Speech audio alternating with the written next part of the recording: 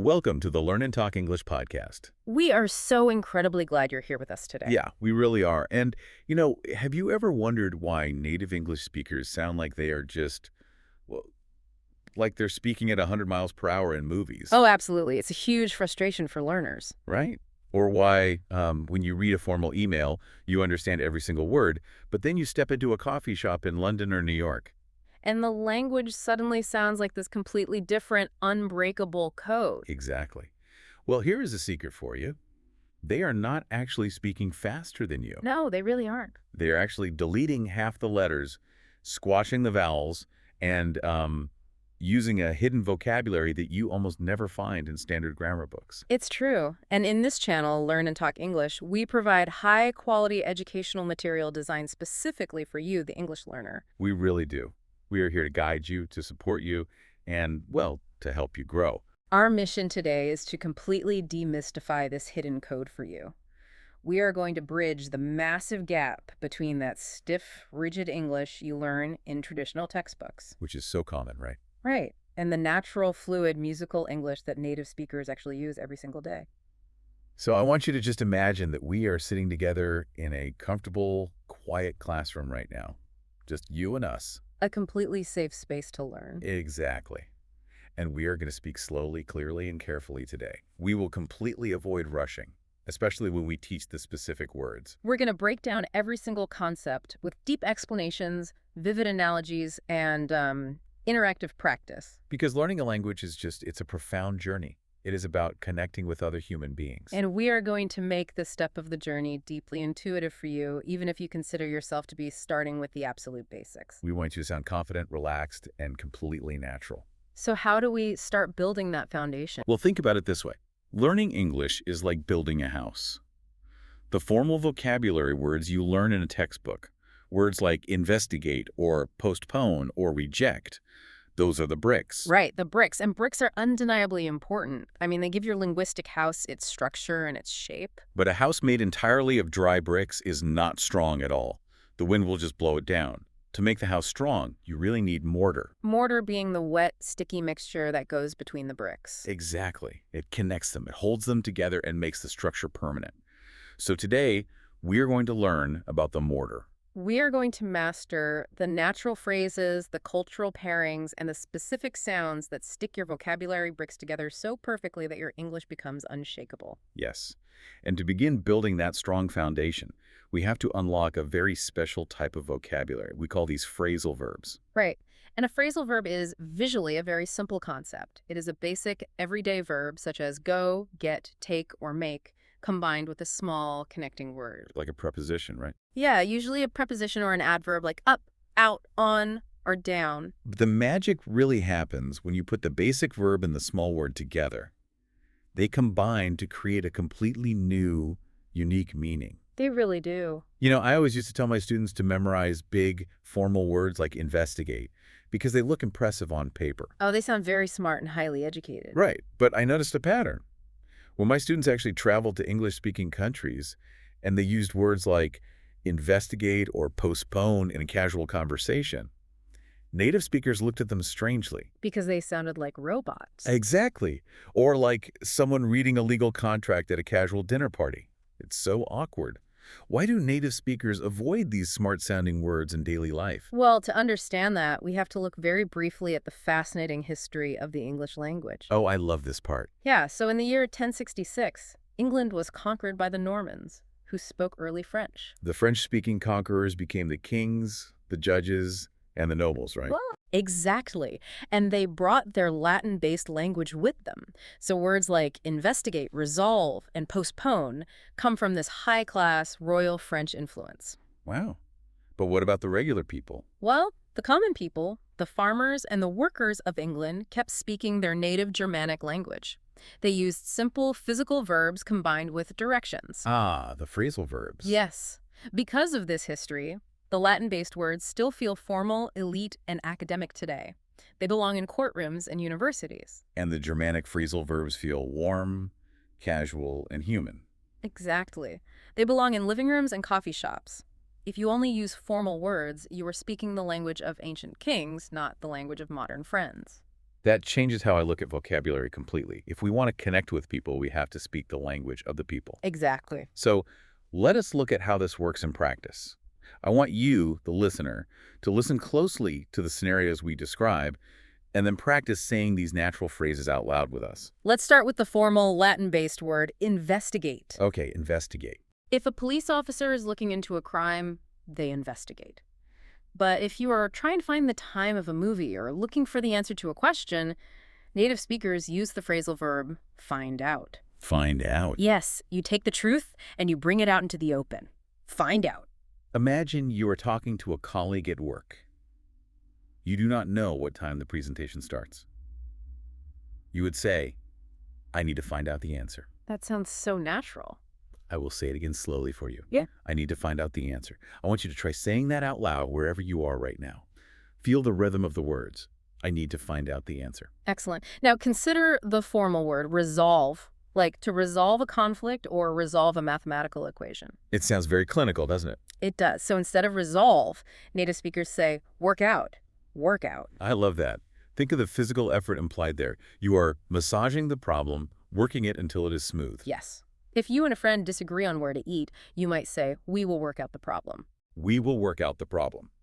Notice how this sounds so much more cooperative, friendly, and human than saying, we will resolve the conflict. Definitely. Let us examine the word postpone. This means to delay something, to push an event to a later date on the calendar. Right. Postpone is perfect for an official business email. But in speech, we use the phrasal verb put off. Put off.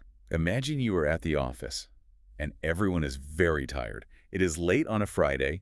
You look at your team and say, let's put off the meeting until next week. Let's put off the meeting until next week. It is polite, it is professional, but it maintains a warm human connection.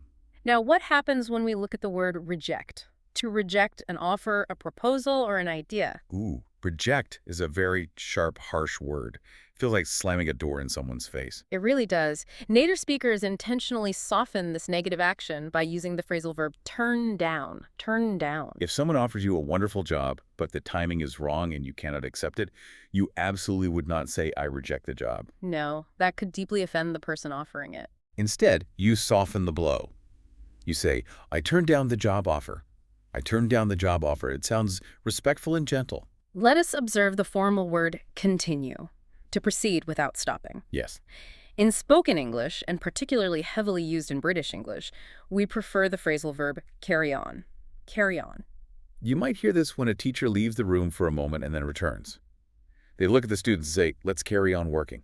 Let's carry on working. Finally, consider the word recover. To recover from a severe illness or to recover from a sad emotional event like a breakup. Recover is a medical or clinical term. In daily life, we use the phrasal verb get over. Get over. Imagine climbing over a wall that is blocking your path. If your friend was very sick for a week but is now feeling better, you say, she got over the flu. She got over the flu, she climbed over the wall of the illness and left it behind. Now, I want you to just pause for a second. We have just given you a powerful new set of tools. Let us repeat just the natural phrasal verbs together slowly. Find out. Work out. Put off. Turn down. Carry on. Get over. When you substitute those formal words for these natural phrasal verbs, you instantly transform your English from textbook rigidity to natural fluency. It's a huge difference, but knowing the words is only the first step, right? Exactly. The true challenge is remembering them when you actually need to speak. Right. Cognitive science tells us that the absolute worst way to learn vocabulary is to stare at a randomized list on a piece of paper. Oh, I hate those lists. Your brain has no context for a random list, so it simply deletes the information within a few hours. Yeah, the most powerful way to commit vocabulary to your long-term memory is to attach the words to a sequence you already know perfectly. So we're going to build a memory palace using the story of your own daily routine. A chronological story. Yes, we will organize a new set of phrasal verbs chronologically from the moment you wake up until the moment you go to sleep. The story begins in the morning. When your alarm rings, the noise causes you to wake up. But waking up merely means your eyes are open, right? You're still lying in the bed. Exactly. The phrasal verb for physically moving your body, placing your feet on the floor, and leaving the bed is get up. Get up. So you get up, you are standing in your room. Now you need to dress your body for the day. The phrasal verb for this action is put on. put on. You put on a shirt, you put on your trousers, you put on your glasses. If you wear cosmetics, you put on makeup. Notice the spatial logic here. Put on is utilized for absolutely anything that is applied to the surface of your body. It is a highly physical, visual action. It is. And once your clothes and accessories are put on, you are fully prepared to leave your house. Now the story moves to the afternoon or evening. If you are leaving your house for recreation, for enjoyment, or for social reasons, we use the phrasal verb go out.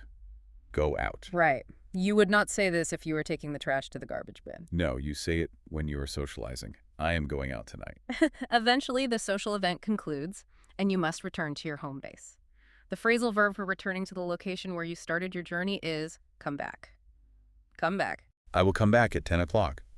When you come back inside your home, the story requires you to do the exact opposite of the action you performed in the morning. Right. The direct opposite of put on is take off. Take off. You arrive at the door and you take off your shoes. You take off your heavy winter coat. You remove these items from your body. Let us zoom in and expand on the social segment of your story. We established that you might go out. But what specific activities do you do when you go out? Well, instead of purchasing groceries and cooking in your own kitchen, you might pay to eat at a restaurant.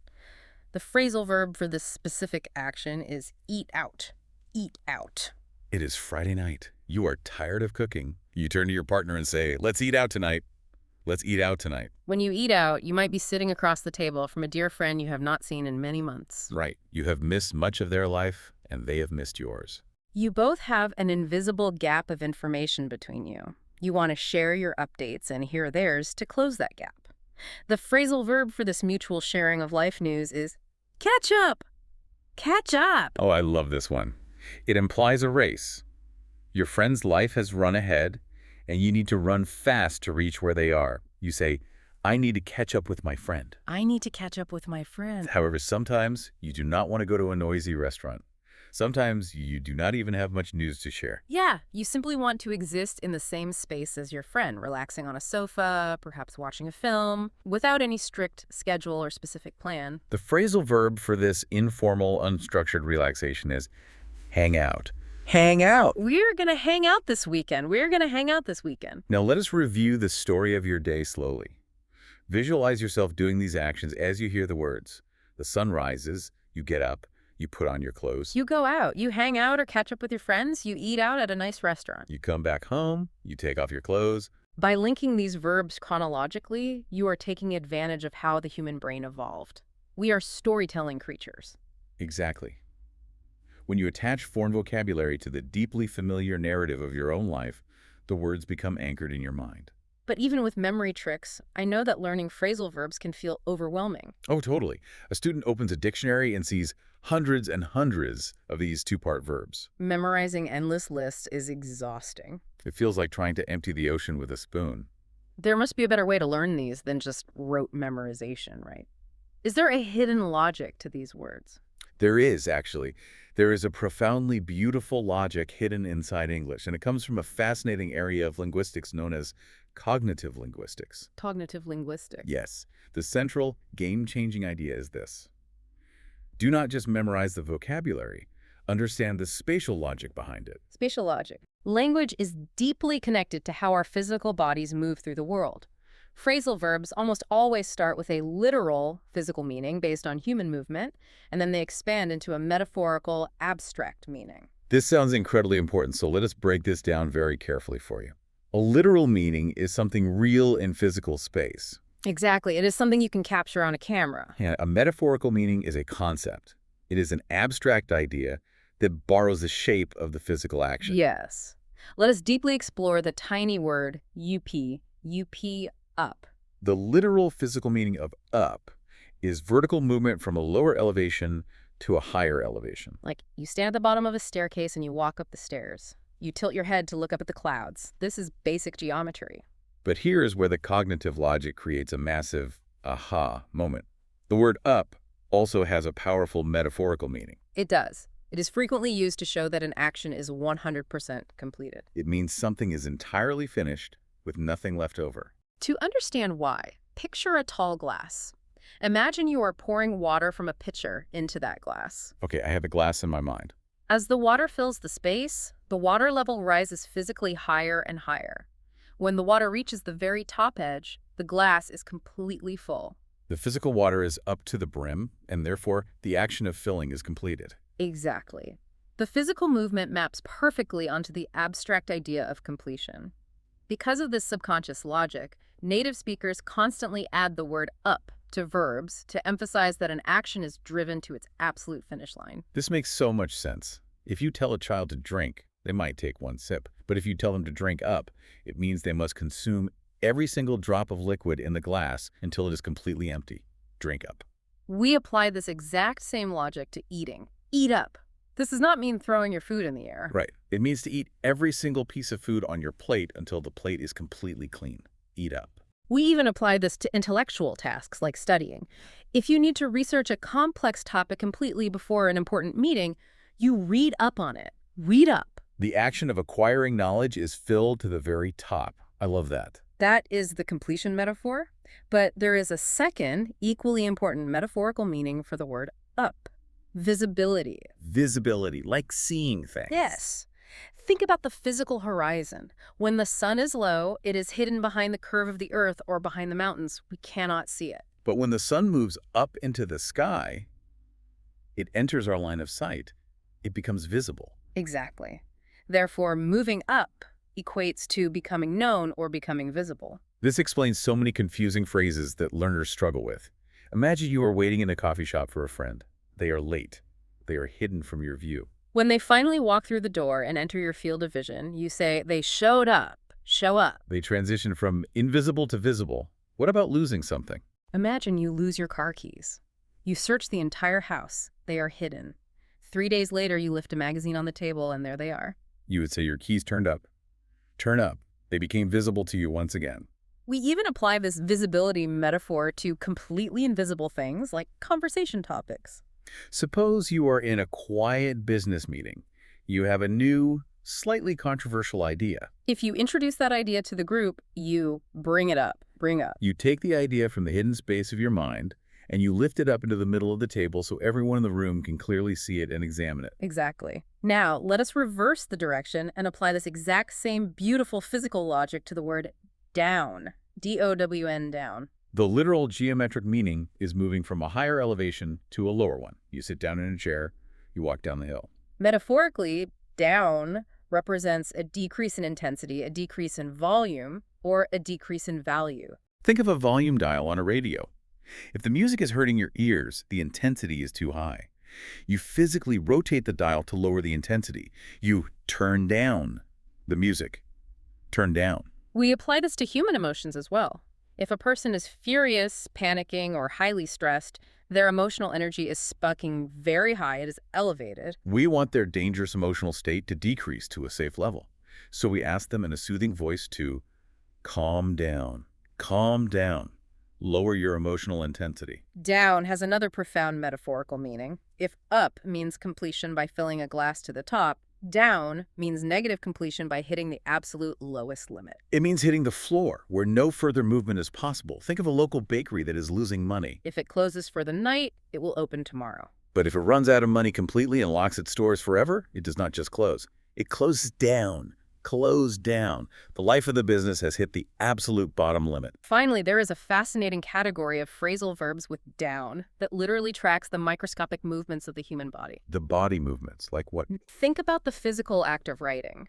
When you sit at a desk with a piece of paper, your eyes must look downward. The pen in your hand presses downward onto the paper. Because the entire bodily focus is aimed toward the floor, native speakers do not just say write. We say write down the address. Think about the mechanics of eating and drinking. When food enters your mouth, gravity and your throat muscles force the food downward into your stomach. Because the internal trajectory is descending, we say you swallow down a large piece of food. Swallow down. Or if you are incredibly thirsty, you gulp down a glass of water. Gulp down. When you begin to see this cognitive spatial logic, these phrasal verbs stop looking like random, confusing mistakes in the dictionary. They transform into brilliant, poetic descriptions of how humans physically interact with reality. They paint a clear picture. I really love that idea. They paint a picture. Let us look at two highly visual metaphors that demonstrate this perfectly. Consider the phrasal verb breeze in. A breeze is a very light, pleasant, gentle wind on a spring day.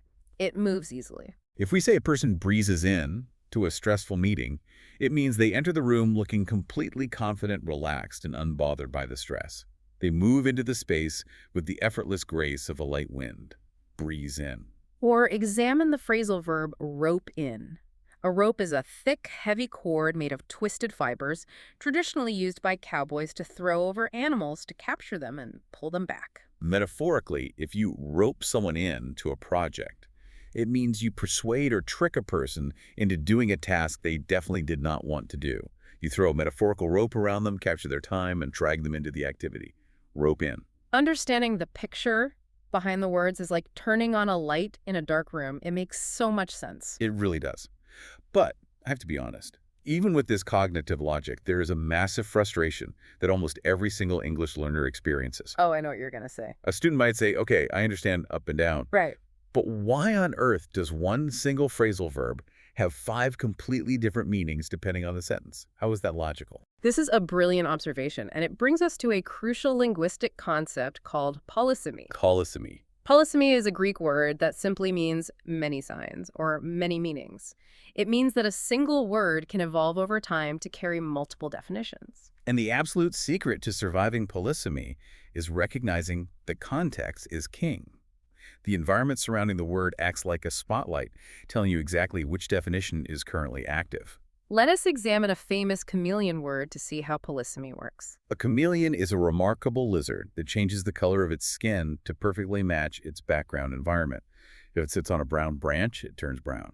If it sits on a green leaf, it turns green. Phrasal verbs are linguistic chameleons. They change their meaning to match the sentence they sit inside.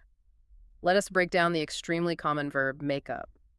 Make up. Okay, meaning number 1, to invent a false story or a lie from your imagination. The dog ate my homework. You must make up a better excuse. Meaning number 2, to constitute or form a total sum.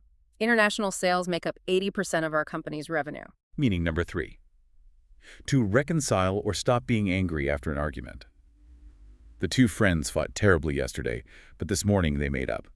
And meaning number 4, to compensate for a failure or a mistake. I missed your birthday party, so I will buy you a beautiful dinner to make up for it. To a learner looking at a dictionary, this looks like pure chaos.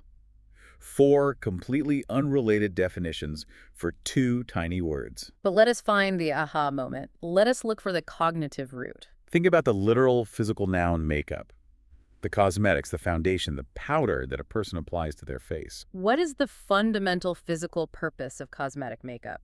Its purpose is to cover blemishes and to create a new, smooth surface appearance. And every single abstract meaning of the verb makeup is a metaphor born from this core physical concept of creating something new or covering something broken. This is fascinating. Let us trace the logic closely. When you make up an excuse, you are creating a false story to cover the ugly truth of your mistake. When international sales make up the revenue, the individual sales are joining together to create the surface of the total number. When friends make up after a fight, they're taking a broken relationship and covering their anger with peace to create a smooth surface again. When you make up for missing a birthday, you are covering your social error with a good deed. The core concept of creating and covering is always present in the shadows. This chameleon effect does not just change meaning based on the sentence, it also changes based on the social environment. The exact same verb can mean something different if you are speaking casually in a cafe versus writing an academic paper in a university. Oh, that's true. Let us observe the phrase, go on, go on. In spoken everyday English, go on means to happen or to occur. Imagine you walk into your house and your children are yelling, the dog is barking, and there is flour all over the kitchen floor. You would throw your hands up and shout, what is going on? What is happening in this room? What is going on? But if you shift the environment to formal academic writing, the meaning shifts entirely.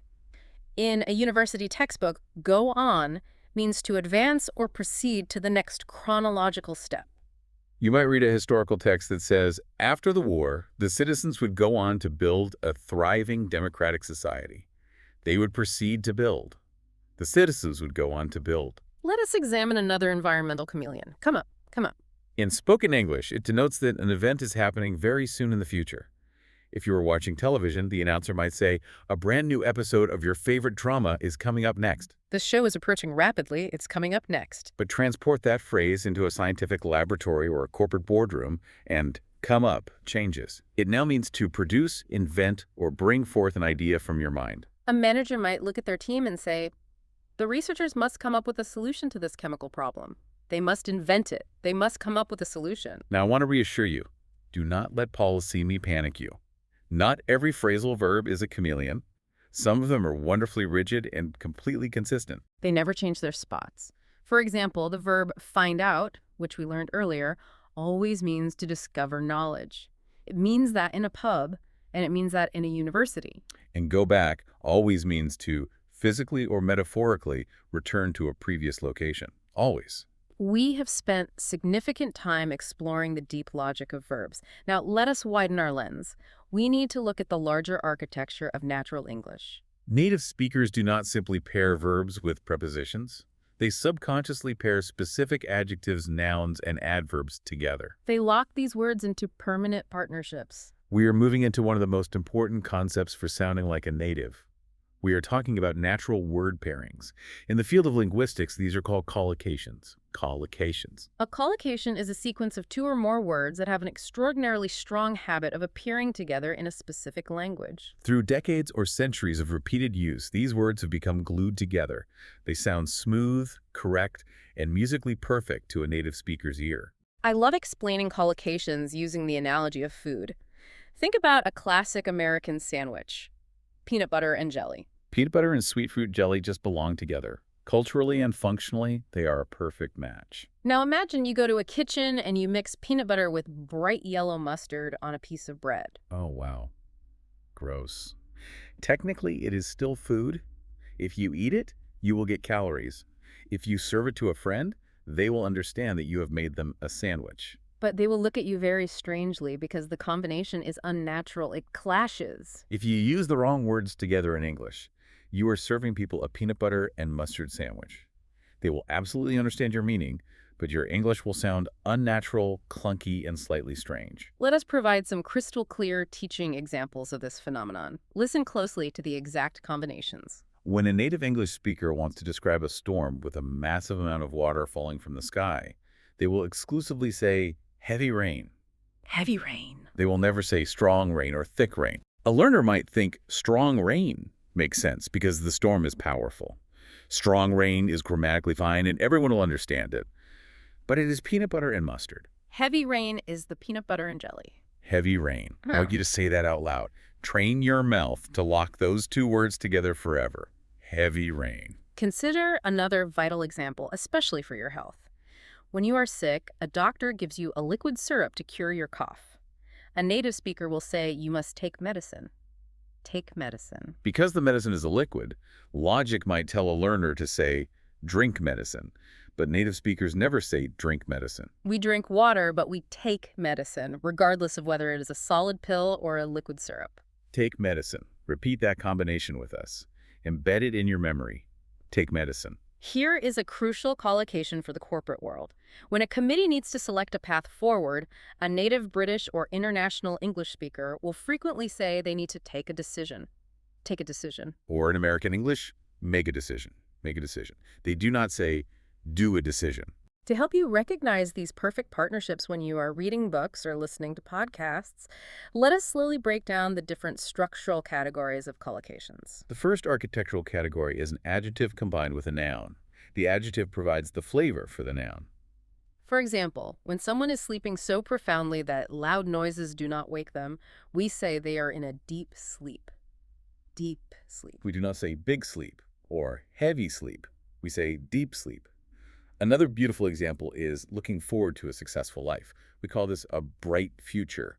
Bright future. Deep sleep, bright future. The second category is a noun combined with another noun. Two physical objects locked together to create a single concept. A famous example is a piece of cake. Piece of cake. Metaphorically, this collocation means a task is incredibly easy to accomplish. Another literal example is a pack of cards. Pack of cards. We do not say a block of cards or a bunch of cards. Piece of cake. Yeah. Pack of cards. The third category is a verb combined with a noun. an action applied to an object. When you perform an action incorrectly, you make a mistake. Make a mistake. As we noted, you never do a mistake. When a virus infects your respiratory system, you catch a cold. Catch a cold. You do not grab a cold or find a cold. Make a mistake. Catch a cold. Next, we have a verb combined with an adverb. The adverb acts as the director, telling the verb exactly how the action must be performed. When you dedicate immense effort to your job, you work hard. Work hard. When you lower the volume of your voice in a quiet room, you speak softly. Speak softly. We do not say speak quietly as often as we say speak softly. Work hard. Speak softly. Finally, we examine the combination of an adverb with an adjective. Here, the adverb acts as an amplifier, making the adjective far more powerful. If you read a book and you absolutely love it, you highly recommend it. Highly recommend. If you make a terrible mistake and want to apologize sincerely, you are deeply sorry. Deeply sorry. You are not strongly sorry. You are deeply sorry. Highly recommend. Deeply sorry. You might be wondering, why does memorizing these collocations matter so much for you, the learner? Why not just translate word by word from your native language? Because learning these words in predefined chunks fundamentally upgrades how your brain processes English. It improves your reading comprehension instantly. When you read a page, your eyes stop looking at individual letters and start recognizing whole blocks of meaning, allowing you to read much faster. It drastically improves your writing precision. Your emails will sound professional and polished. Most importantly, it prevents awkward misunderstandings in conversation. You will sound fluent and trustworthy because you are feeding native speakers the exact peanut butter and jelly combinations their brains are subconsciously expecting to hear. You have now mastered the history of vocabulary, the spatial logic of movement, and the cultural rules of natural word pairings. You have the bricks and you have the mortar. But now we must address a vital question, a monumental hurdle that every single English learner crashes into eventually. Now that you know the words on paper, why is it still so incredibly hard to understand native speakers when you watch a Hollywood movie or listen to an unscripted interview? Why do native speakers talk so fast that the words become a blur? Prepare yourself, because we are about to reveal a massive, game-changing secret. I want you to listen very carefully to this fact. Native speakers are not actually talking faster than you are. The speed of their breath and their vocal cords is normal. What they are doing is aggressively blending the words together. They are physically pushing the final consonant of one word directly into the starting vowel of the very next word. They are erasing the spaces between the words. In the scientific study of linguistics, we call this phenomenon connected speech. Connected speech does not happen because native speakers are trying to confuse you. It happens because the human mouth is fundamentally lazy. Native speakers are trying to be biologically efficient. They want to use the absolute minimum amount of muscular effort required to move their tongue and lips from one sound to the next. This biological efficiency eliminates harsh stops and starts, making the language flow smoothly and continuously, almost like a piece of music. We are going to conduct a deep physical exploration into the exact mechanics of connected speech. We will analyze what your tongue, teeth, and lips are actually doing. We will practice the pronunciation slowly, clearly, and deliberately.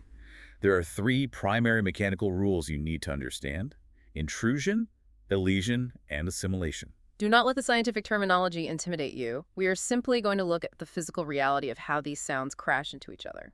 The first rule is intrusion. The word intrude means to enter without permission. In speech, intrusion means adding entirely new sounds. Sometimes, as the mouth moves between two awkward vowels, native speakers naturally generate a completely invisible consonant sound between the two words to make the transition smoother. Let us examine exactly how this happens physically. If a word ends with a vowel that forces your lips into a tight rounded circle like an OU or U sound, your lips are already in the exact physical shape needed to pronounce the letter W. So, native speakers naturally let a tiny W sound slip out before the next word begins.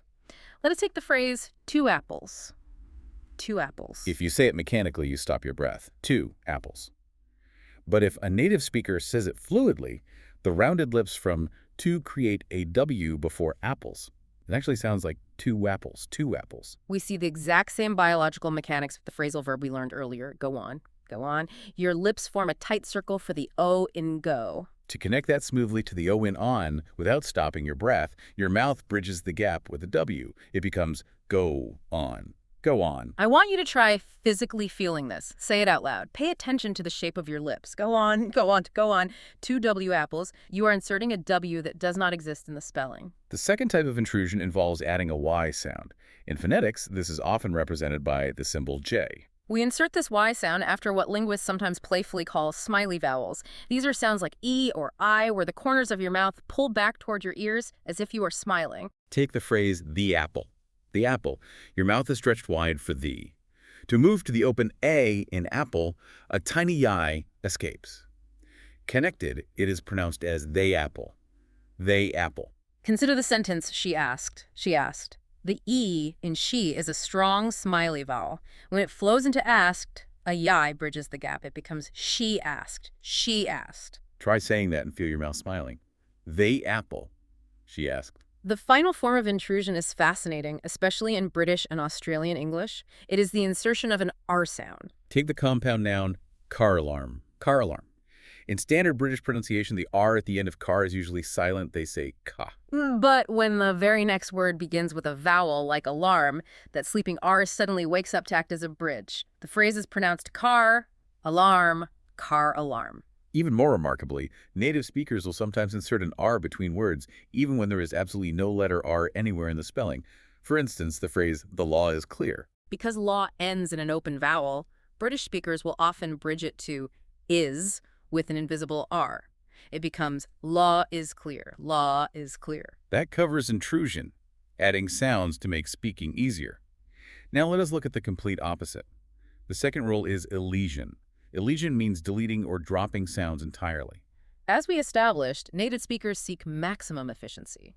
If a specific consonant requires too much muscular effort to pronounce quickly in the middle of a sentence, the brain simply commands the mouth to throw that sound in the garbage. This grammatical vanishing act happens most frequently with the letter D.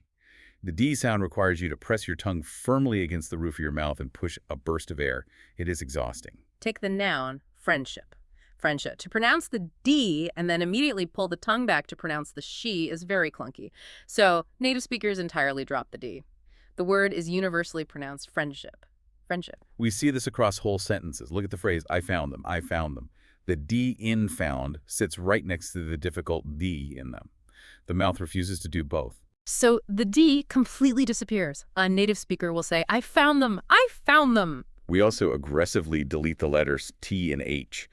Consider the incredibly common phrase, I don't know. The T in don't requires a hard stop of the tongue. Native speakers hate stopping. So the T drops, the vowels blur, and the entire three-word phrase collapses into two syllables.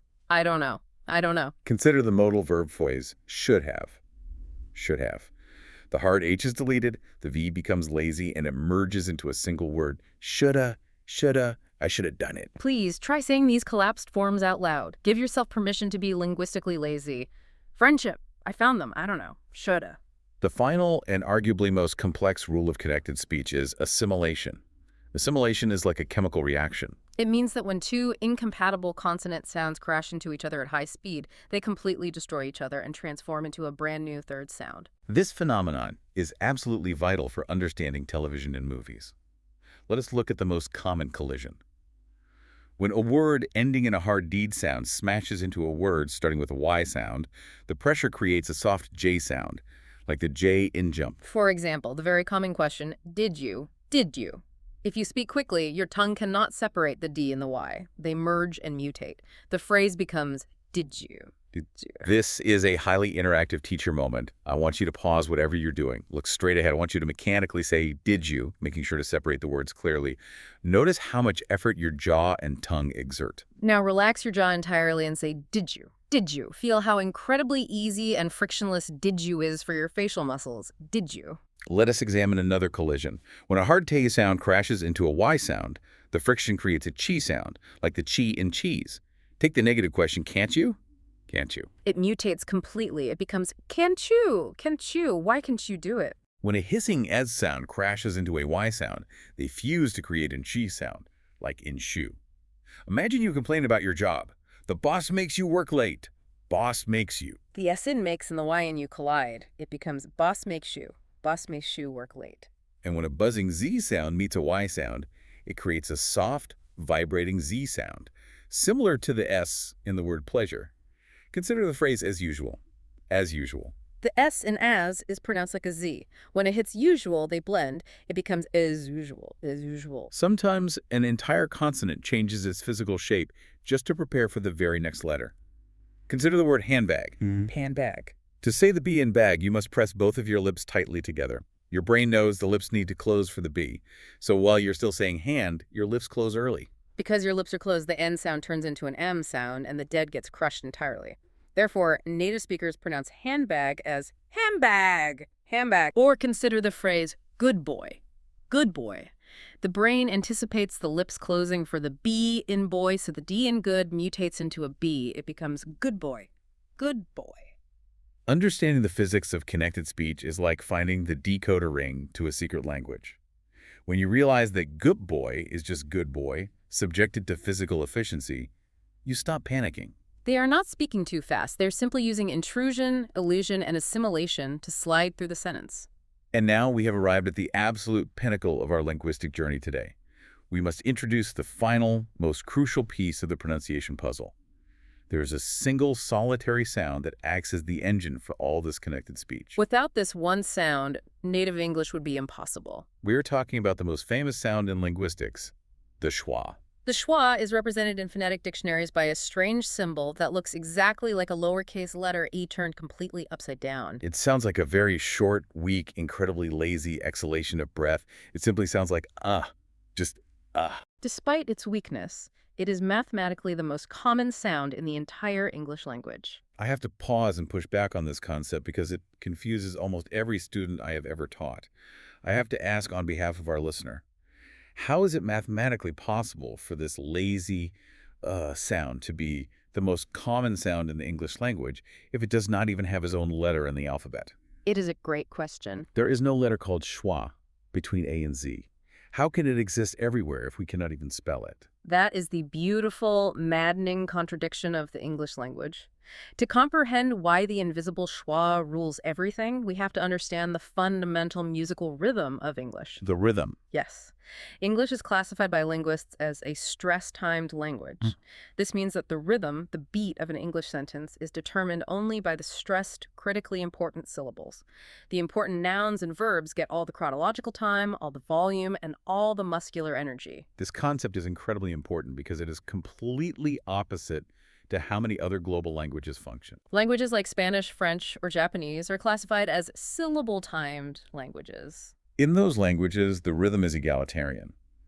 Every single syllable, whether it is important or not, receives an equal amount of time and an equal amount of energy from the speaker. It sounds like a perfectly steady, mechanical heartbeat. Da-da-da-da-da. Animal. But English is not egalitarian, it is aggressively hierarchical. Because we dump all of our vocal energy into the stressed syllables to make them loud and long, we biologically run out of breath and energy for the unstressed syllables. The unimportant syllables must be rushed. They get physically squashed down and compressed. And when any vowel, whether it is an A, E, I, O, or U, gets completely squashed and drained of its energy, it collapses into the lazy, neutral schwa sound. Let us illustrate this with very clear, practical teaching examples. Let us look at the spelling of the word animal. A-N-I-M-A-L, animal. In a syllable-timed language like Spanish, you respect every vowel. You give equal stress to every part of the word. Animal. However, the English brain targets the first syllable. The stress lands heavily like a hammer on A-N. Because A-N steals 100% of the vocal energy, the rest of the word is starved. The I and the final A get completely squashed. They both collapse into schwas. We do not say animal, we say animal. Animal. Listen to that soft dead sound at the very end. Mool, animal. Let us examine the word lemon, L-E-M-O-N, lemon. We strike the first part with our vocal hammer, N-E. Because the E takes the energy, the O at the end of the word is abandoned. It loses its clear O shape. It collapses into a schwa. We say lemon, lemon. We absolutely do not say lemon, lemon. Consider the word supply, S-U-P-P-L-Y. In this word, the stress lands heavily on the second part, P-L-Y. So the U at the very beginning of the word gets squashed before we even reach the main event. The U turns into a schwa. We say supply, supply. A learner might try to read the spelling and say supply, but a native speaker relaxes their mouth entirely and says supply. This powerful squashing effect does not just alter individual words. It destroys small connector words in the middle of a sentence. Because prepositions are grammatically unimportant, they are rarely stressed. Thus, the word to rarely sounds like to. It gets squashed into to. I want to. The word for loses its or sound entirely and becomes fur. This is for you. Fur. Ta and fur are pure, unadulterated schwa sounds. This phenomenon explains exactly why spoken English possesses its unique undulating melody. The strong, stressed syllables stand up like high mountains, and the lazy schwa sounds form the deep, fast valleys connecting them. If you try to pronounce every single letter clearly, you flatten the mountains, and your English sounds like a robotic computer. How can you, the listener, practice this bizarre concept at home? We have devised 3 highly practical practice tips for you. First, search for cognates, words that exist in both your native language and in English with similar spellings. Words like drama, moment, or chocolate. Say them out loud in your native language, feeling how precise the vowels are. Then, switch to English and actively practice making the unstressed syllables lazy, weak, and sloppy. Dramu, moment, chocolate. Intentionally use less effort. Second, leverage the technology in your pocket. Use the dictionary apps on your mobile phone. When you look up a new English word, do not just read the alphabetical spelling. Look closely at the phonetic spelling between the slashes. Yes. If your eyes spot that upside-down E symbol, you immediately know that your mouth must make that lazy, relaxed sound. You do not read the letter, you read the symbol. Finally, we highly recommend practicing traditional English rhythm chants. You can easily find these exercises online. They are repetitive, poetic sentences specifically designed by linguists to force your mouth into the stressful, bouncy rhythm of native English. For example, recite the phrase, a proper copper coffee pot. Tap your hand on a table as you say the main beats. Piro per copper coffee fee, P-O-T. Feel the aggressive bounce. Feel the heavy rhythm. Most importantly, let your mouth completely relax and mumble on the unstressed syllables in between the beats. If you can master this fundamental alternating rhythm, the powerful hammer of the strong stress, followed by the lazy, effortless exhalation of the schwa, your pronunciation will undergo a magnificent transformation. You will stop fighting the language and you will start flowing with it. What an absolutely incredible, comprehensive journey we have been on together today. Let us slowly recap the vast landscape we have explored. We began with our architectural analogy. We acknowledged that formal textbook vocabulary gives us our bricks, but we discovered that phrasal verbs are the natural, warm, relaxed mortar that holds spoken English together. We learned the historical reasons why native speakers swap formal, royal-sounding words for relatable, human phrases like find out instead of investigate and turn down instead of reject. We journeyed into the human mind and learned the cognitive spatial logic of movement. We saw that up does not just mean higher. It means an action is utterly completed, like a glass filling with water, or that an object has become visible over the horizon. We saw that down signifies a decrease in emotional intensity or an action physically driven toward the floor. We demystified polysemy, learning how chameleon words like make up adapt their meaning based entirely on the context of the sentence, while always retaining their core visual essence of creating and covering. We examined the cultural rules of collocations, discovering that words are like peanut butter and jelly. They possess natural, unbreakable partnerships that prevent awkward miscommunications, teaching us to say heavy rain instead of strong rain, and take a decision instead of doing one. And ultimately, we unlocked the physical mechanics of fast listening. We exposed the secret that native speakers are not speaking at warp speed. They are simply utilizing connected speech. They use intrusion to add bridges, elision to delete difficult consonants like D and T, and assimilation to smash sounds together into soft combinations like did you. And we learned that the entire beautiful bouncing rhythm of the English language relies on the lazy, squashed microscopic power of the invisible schwa sound. We have covered an immense amount of linguistic ground today. We really have. And I want to emphasize this. Please be gentle with yourself. Your brain cannot absorb a new language in a single hour. Do not attempt to memorize everything we discussed today all at once. Choose one single small group of words. Practice them slowly and deliberately.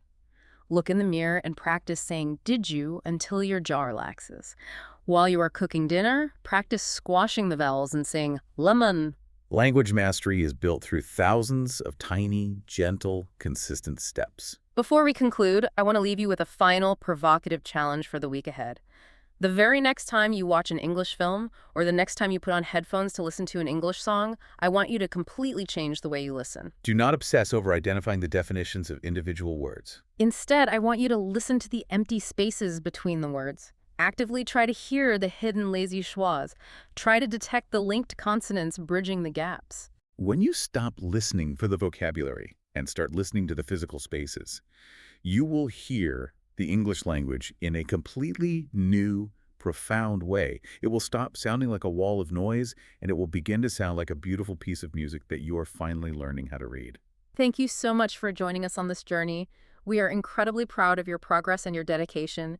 Keep practicing gently. Keep listening to the spaces. Thank you for joining us today. Remember to subscribe and like, and please leave us comments below on what you want to learn next.